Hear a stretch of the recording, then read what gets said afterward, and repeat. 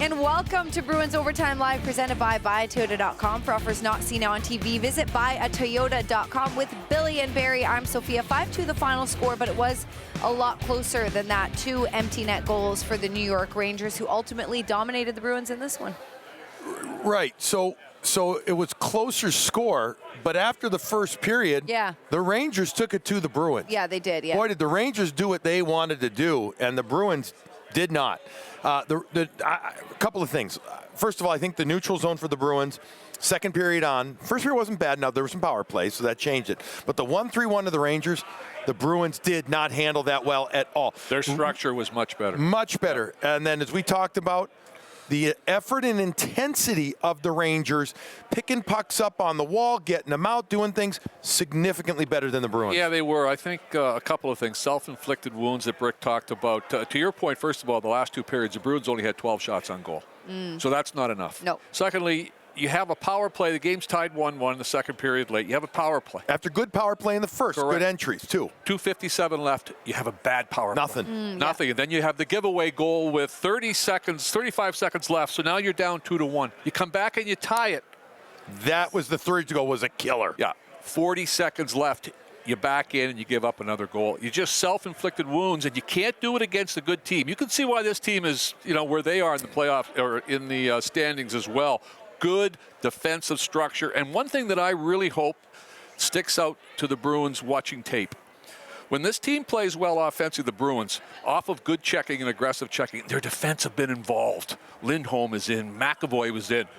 I thought the Rangers' back end was much more aggressive than the Bruins were. I would agree, 100%. I just think that the Bruins never got any offensive rhythm because they kept bringing plays wide to try and get it in instead of having speed by numerous people going through the middle of the ice, perhaps more. The 1-3-1, they're constantly daring you to rim the puck in or dump it in. Who goes back? The one guy goes back and pick it up, and the Bruins never got. How many times did we say that was a great sustained forecheck? Did we more than 3? In the first period, when they had it deep and they were keeping it simple. Right, because they didn't fall prey to just trying to go up the wall and get it in. I think. Would stubborn be a fair word or just not effective? That's 2 words, not effective. Yeah, I could see it being a little stubborn. Okay. Yep. I agree.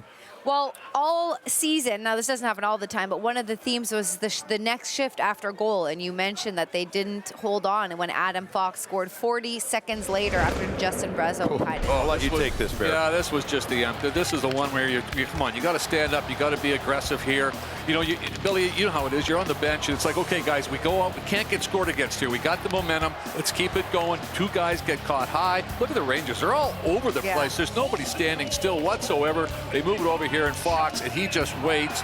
And I think when you look at it from the other side, Swayman kind of cheats a little bit to his right, and Fox just puts it up right short side. This is the skill that Adam Fox has, but Jeremy Swayman's going to say, I got to stay. I got to hold my feet on that one. I got to stay up there and get it. But listen, Adam Fox, a special player, scores a huge goal, and a lot of Ranger fans here tonight. Yeah, there were. There's always Ranger fans here. Yeah. But it sure felt like more tonight, right?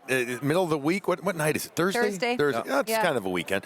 They're in town, and they let out a huge roar when that goal went in. And you could see also the Rangers went over to Adam Fox, where they're like, wow, what a shot. But I agree with you.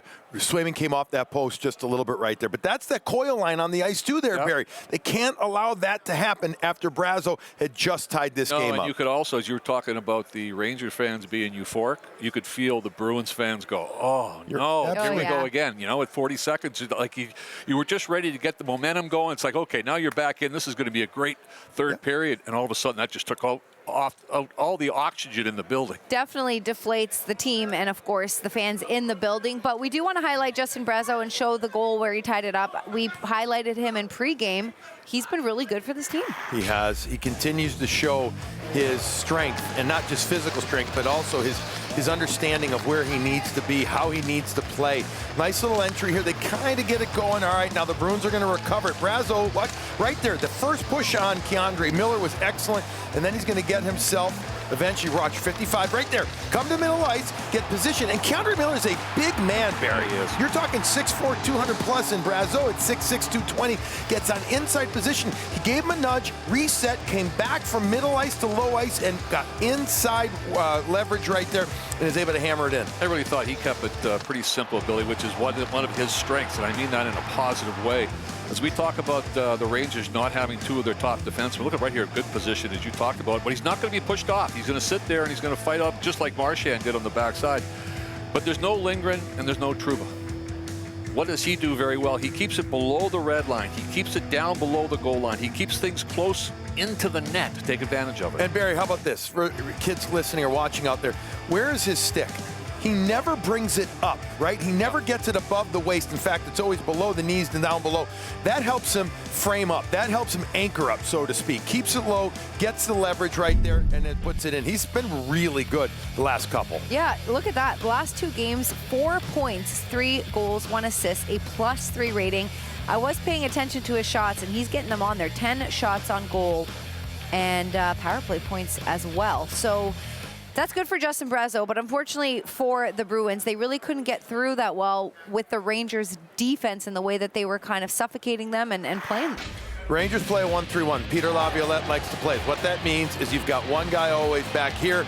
There's even more of a transition, but the Rangers recover real well.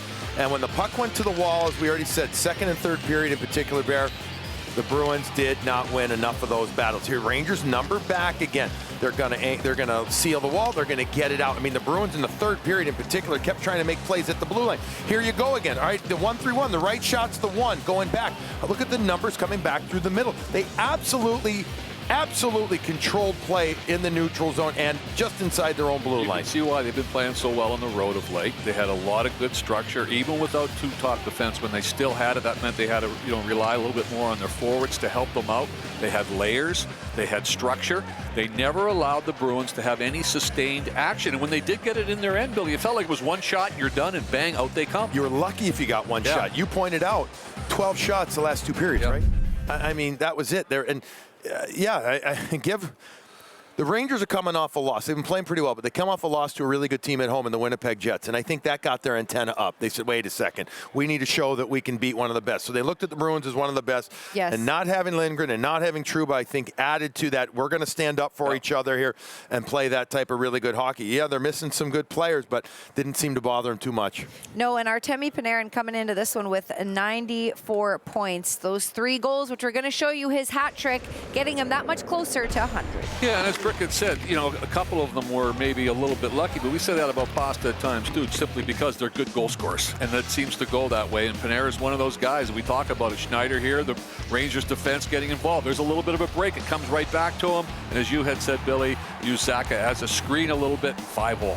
Yeah, but what do the Hills say about good players? Yeah. Puck comes to them, usually because they're moving. Schneider with a real nice play. Good young defenseman, Schneider. Yeah. He's going to be a depth guy for them regularly, but he is a good young defenseman.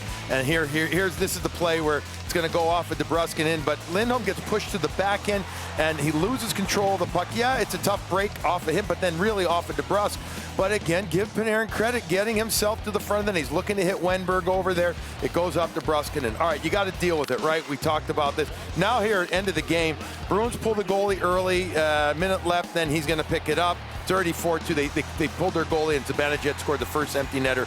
Here's Panarin getting it, and some hats. Yeah, for a road show, it's a lot of hats coming onto the ice. I was just thinking, now I know how Bruins fans do on other teams. Exactly, when we're on the road and like half the stadium's Bruins fans cheering, now I know how the other teams feel. It's not fun when you're at home. Subaru star of the game is, of course, Artemi Panarin, as we take a look at his 23-24 season. 41 goals and 40 goal seasons for the Rangers over the last 10 years. Sorry, I had to read that and figure it out in my head. His first career 40 goal season. This is a guy that's elevated his game. He's brought it up this year. He's been a great signing since he's been with the New York Rangers. There was a lot of question, what is he going to be worth it, the mega deal that he signed. He's brought it. Now, he's brought it an awful lot in the regular season. Mm-hmm. The playoffs are going to be the big challenge for him. A couple of years ago, they made it a few rounds to the semis. But he's a guy, I'll give him credit, man. Again, he's playing a little bit more inside ice. He's going to have to do that come playoff time. I was just going to say, it's kind of like we described Pasta's game becoming more complete. I think his game has become more complete this year. Going to those dirty areas, not being afraid to get in on the outside instead of just being on the perimeter. He's a real effective player, and one of those guys that is a lot of fun to watch. Yep. Yes, he is. And they're on the winning side, 5-2 the final for the New York Rangers. Coming up next, we're going to get reaction in the dressing room, in the Boston Bruins dressing room, of course. Andy Brookley goes one-on-one with head coach Jim Montgomery as well. And we continue to celebrate NESN's 40th birthday.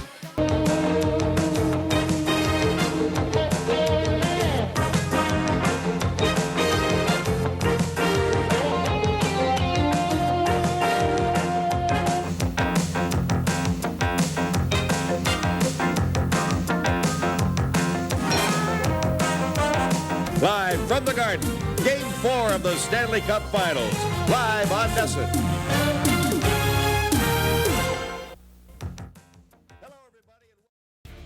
Bruins Overtime Live on NESN is presented by buyatoyota.com. For offers not seen on TV, visit buyatoyota.com.